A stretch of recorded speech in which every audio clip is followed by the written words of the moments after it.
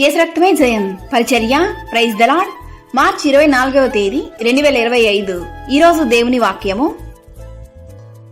వారు ఎవరునూ లక్ష్య పెట్టని సియోననియు వెలివేయబడినదనియు నీకు పేరు పెట్టుచున్నారు. అయితే నేను నీకు ఆరోగ్యము కలుగజేసేదను, నీ గాయములను మాన్పెదను. ఇదే యెహోవా వాక్కు. యెర్మీయా గ్రంథము 30వ అధ్యాయం 17వ వాక్యము.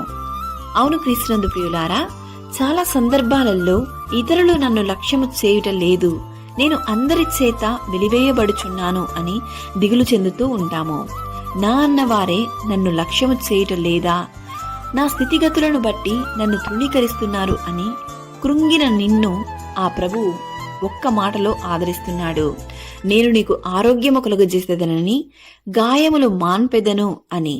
అందుకే 2000 సంవత్సరాల క్రితం క్రీస్తు నశించిన దానిని వెదకి రక్షించుటకు, గాయములను మాన్పుటకు, కృంగిన వారిని లేవనెత్తుటకు, రోగులను స్వస్థపరచుటకు, పాప బంధకాలలో ఉన్న వారిని విడిపించుటకు శరీరధారిగా ఈ లోకానికి వచ్చెను.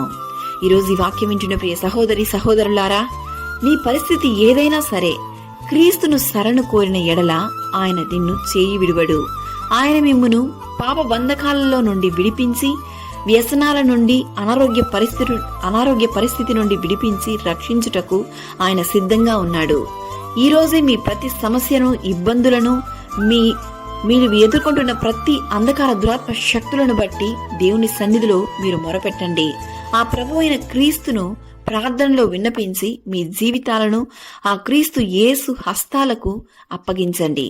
దేవుడు నిన్ను ఆశీర్వదించి నీవెదుర్కొంటున్న ప్రతి బంధకాల నుండి ఆయన ఈ దినాన్ని నిన్ను విడిపించును గాక. ఆమేన్. God bless you. Download ShareChat.